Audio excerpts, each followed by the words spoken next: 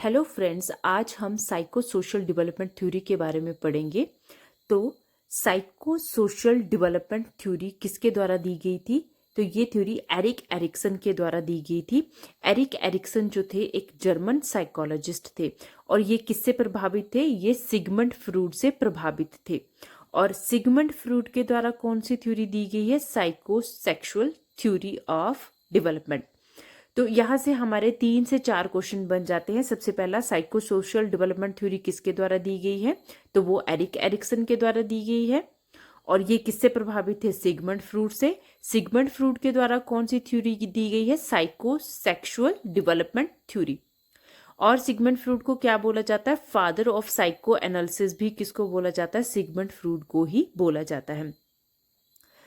तो Erik Erikson ने अपनी साइको सोशल डेवलपमेंट थ्योरी में टोटल 8 स्टेजेस दी थी, जिसमें इन्होंने बताया था कि कोई पर्सन जो है वो अपनी लाइफ बर्थ से लेके डेथ तक जो है वो 8 स्टेजेस से होकर गुजरता है, जिसमें हर एक स्टेजेस में या तो कन्फ्लिक्ट पैदा होंगे, कन्फ्लिक्ट मतलब क्राइसिस, द्वंद्व पैदा होंगे।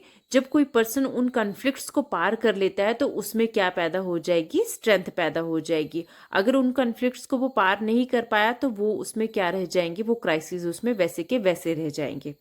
तो फर्स्ट स्टेज जो इन्होंने दी थी वो थी ट्रस्ट वर्सेस मिसट्रस्ट। फ्रेंड्स, ये जो थ्योरी है ये बहुत ही इंपॉर्टेंट है और हर एक पेपर में जो है वो इसमें से एक ना एक क्वेश्चन आपको देखने को मिल ही जाएगा। और ये जो क्वेश्चन है ये इन स्टेजेस में से पूछे जाते हैं। और जो हमारी फर्स्ट 5 स्टेजेस हैं ये तो बहुत ही ज़्यादा इंपॉर्टेंट है। इसको आप शॉर्ट में TAIII करके भी याद कर सकते हैं। फर्स्ट स्टेज आ गई हमारी trust versus mistrust. Second, A for autonomy versus shame. और TIII से इनिशिएटिव, इंडस्ट्री और आइडेंटिटी। ये जो हमारी फर्स्ट 5 स्टेजेस हैं ये बहुत ही ज़्यादा इंपॉर्टेंट है। तो चलिए पहले डिस्कस करते हैं stage number 1, trust versus mistrust. इसमें ये कब पैदा होता है? जब किसी बच्चे की एज जो होती है वो 0 to 18 मंथ होती है, जिसको इन्फेंसी स्टेज भी बोला जाता है।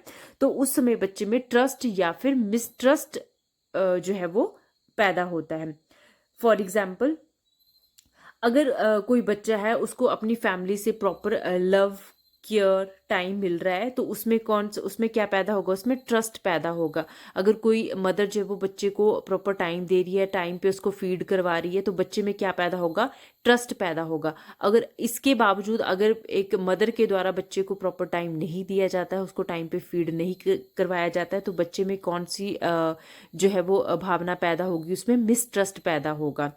और अगर तो उसमें कौन सी स्ट्रेंथ डेवलप होगी? उसमें स्ट्रेंथ डेवलप होगी होप, आशा। बच्चे में एक आशा पैदा होगी। तो यहाँ से भी क्वेश्चन बन सकता है कि अगर बच्चे में ट्रस्ट की भावना बच्चे में पैदा हो गई है तो उसमें कौन सी स्ट्रेंथ डेवलप होगी? उसमें होप की स्ट्रेंथ डेवलप होगी। नेक्स्ट है second stage, autonomy versus shame. तो ये कौन सा टाइम पीरियड होता है? जब बच्चा कोई जो है वो 1.5 साल से लेके 3 साल तक का होता है। इसको अर्ली चाइल्डहुड भी बोला जाता है। तो ऑटोनॉमी स्टेज में बच्चे को जो है वो अगर हम बच्चे को एक्सप्लोर करने का मौका देंगे, बच्चे को फ्रीडम देंगे, तो बच्चे में क्या आएगी? उसमें ऑटोनॉमी, स्वायत्तता, मतलब हर चीज को खुद करने की उसमें क्षमता पैदा होगी। इस स्टेज में पेरेंट्स को क्या बनाना चाहिए? एक बैलेंस बना के चलना चाहिए। ना तो बच्चे पे बहुत ज्यादा कंट्रोल करना चाहिए और ना ही उसको बहुत ज्यादा फ्रीडम देनी चाहिए। मीन्स बैलेंस बनाना चाहिए कि ना तो जो है वो चीजों को खुद एक्सप्लोर अगर हम करने देते हैं तो बच्चे में ऑटोनॉमी पैदा होती है। इसकी बजाय अगर बच्चे को हर काम के लिए रोका टोका जाता है कि ये चीज भी नहीं करनी है, ऐसा भी नहीं करना, तो बच्चे में क्या पैदा होगा? उसमें शेम पैदा होगी। बच्चे को लगेगा कि मैं कोई भी काम जो है वो खुद से नहीं कर सकता हूँ और हर काम जो है वो पेरेंट्स करके देंगे। तो ये कौन सी स्टेज में पैदा होता है? ये होता है 1.5 to 3 ईयर, जिसको अर्ली चाइल्डहुड भी बोला जाता है। और बच्चे में ऑटोनॉमी आ जाती है, मीन्स बच्चा जो है वो इन्वायरमेंट में थोड़ा बहुत चीजों के साथ एक्सप्लोर करना सीख जाता है। तो बच्चे में कौन सी स्ट्रेंथ पैदा होगी? उसमें विल, इच्छा शक्ति बच्चे में जो है वो पैदा होगी। नेक्स्ट स्टेज है इनिशिएटिव वर्सेस गिल्ट। तो ये जो होता है इसका टाइम पीरियड होता है 3 to 6 ईयर। जब कोई बच्चा जो वो 3 to 6 ईयर का होता है तो उसमें या तो इनिशिएटिव फॉर्मेशन होगा या फिर गिल्ट का फॉर्मेशन होगा। ये कौन सा पीरियड होता है? प्ले स्कूल एज का ये पीरियड होता है। इसमें इनिशिएटिव को समझ लेते हैं। इनिशिएटिव क्या होता है? मीन्स पहल करना। बच्चे जो है वो खुद से हर चीज को करने की कोशिश करेंगे। जैसे फॉर एग्जाम्पल बच्चों को पजल गेम दी जाती हैं या फिर बिल्डिंग ब्लॉक्स दिए जाते हैं, तो अगर उन बिल्डिंग ब्लॉक से बच्चा खुद कुछ बनाने की कोशिश करता है, शुरुआत करता है, और अगर उसके पेरेंट्स के द्वारा उसको जो है वो प्रेज किया जाए, तो बच्चे में कौन सा फॉर्मेशन होगा? इनिशिएटिव फॉर्मेशन होगा। बच्चा हर चीज को खुद से करने की कोशिश करेगा। और इसके बजाय अगर बच्चे को जो है वो पेरेंट्स के द्वारा उसका मजाक उड़ाया जाता है कि ये तुमने क्या बना दिया या गलत बनाया है, या उसको डांट दिया जाता है, तो बच्चे में क्या फॉर्मेशन होगा? उसमें गिल्ट फॉर्मेशन होगा। मीन्स वो आगे से जो है वो किसी चीज को खुद से करने की कोशिश नहीं करेगा। तो स्टेज में अगर बच्चे में इनिशिएटिव फॉर्मेशन होगी, मीन्स बच्चे ने चीजों को खुद करना सीख लिया है, तो उसमें कौन सी स्ट्रेंथ पैदा होगी? उसमें पर्पस, उद्देश्य उसमें जो है वो पैदा होगा। फोर्थ स्टेज है इंडस्ट्री वर्सेस इंफीरियोरिटी। इसका टाइम पीरियड 6 to 12 ईयर होता है और इसको बोला जाता है लेटर चाइल्डहुड पीरियड। इस एज में बच्चा जो है वो स्कूल जाता है, और स्कूल में क्या होगा? बच्चा अगर किसी कंपटीशन में या किसी एक्टिविटी में पार्टिसिपेट कर रहा है और उस बच्चे की अगर प्रेज हो रही है, तो बच्चे में क्या पैदा होगा? उसमें इंडस्ट्री फॉर्मेशन होगा। इंडस्ट्री के बावजूद अगर बच्चे की जो है वो प्रेज नहीं की जाती और वो जब वो पार्टिसिपेट किसी एक्टिविटी में पार्टिसिपेट नहीं करता है और वो डरा डरा सा रहता है, तो बच्चे में क्या होगा? उसमें इन्फीरियोरिटी पैदा होगी, हीनता की भावना जो वो बच्चे में पैदा होगी।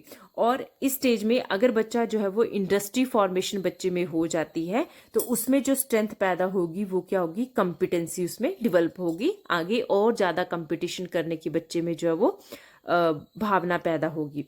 Next stage is very important, identity versus role confusion. इसका टाइम पीरियड जो है वो 12 to 18 ईयर्स है। इसको जो है वो एडोलेसेंस स्टेज बोला जाता है या फिर टीन एज भी बोला जाता है। इस एज में या तो बच्चे में क्या होगी? आइडेंटिटी होगी, या फिर क्या होगा? उसमें रोल कंफ्यूजन होगा। फॉर एग्जाम्पल जैसे कोई बच्चा है, अगर वो ये जान लेता है कि उसको अपने करियर में क्या करना है, लाइफ में उसको क्या बनना है पता है, तो उसमें क्या होगी? Identity formation. अगर बच्चा जो है वो ये नहीं जान पाता कि उसको आगे कौन सी स्ट्रीम चूज करनी है, लाइफ में उसको क्या बनना है, वो क्या चाहता है, तो उसमें क्या हो जाएगा? उसमें रोल कंफ्यूजन हो जाएगा। और अगर बच्चा जो है वो आइडेंटिटी फॉर्मेशन बच्चे में हो जाती है, तो उसमें कौन सी स्ट्रेंथ डेवलप होगी? उसमें फेडिलिटी, निष्ठा की भावना जो है वो उसमें पैदा होगी। नेक्स्ट स्टेज है हमारी 6th stage, intimacy versus isolation. ये जो टाइम पीरियड होता है 18 to 40 ईयर्स, और इसको बोला जाता है अर्ली एडल्टहुड।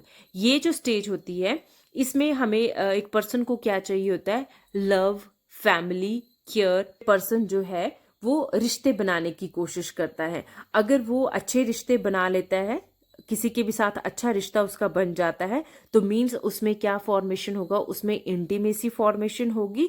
और अगर उसको वो अच्छे रिश्ते नहीं बना पाता है, उसके रिश्ते अच्छे नहीं रहे हैं, तो वो क्या कर लेगा? खुद से सबसे दूरी बना लेगा, और उसमें क्या आ जाएगी? उसमें वो अकेले रहना पसंद करेगा, तो उसमें क्या आ जाएगी? उसमें आइसोलेशन जो है वो डेवलप हो जाएगी।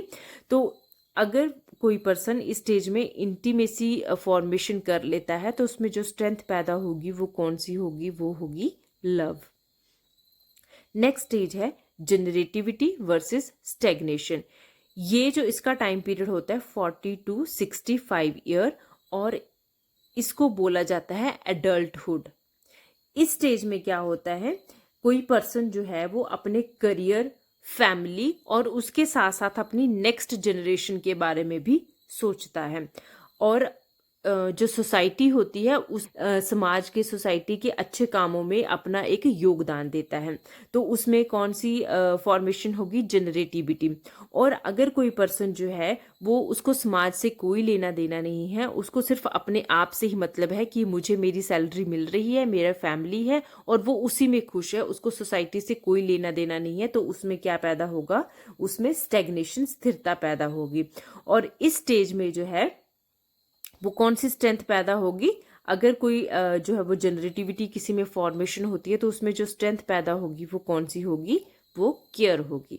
नेक्स्ट और लास्ट स्टेज जो है वो एरिक एरिक्सन के द्वारा वो दी गई, इंटीग्रिटी वर्सेस डिसअपियर। ये होती है 65 टू टिल डेथ, 65 से लेके डेथ तक। और इस स्टेज में क्या होता है? इंटीग्रिटी वर्सेस डिसअपियर में क्या होता है?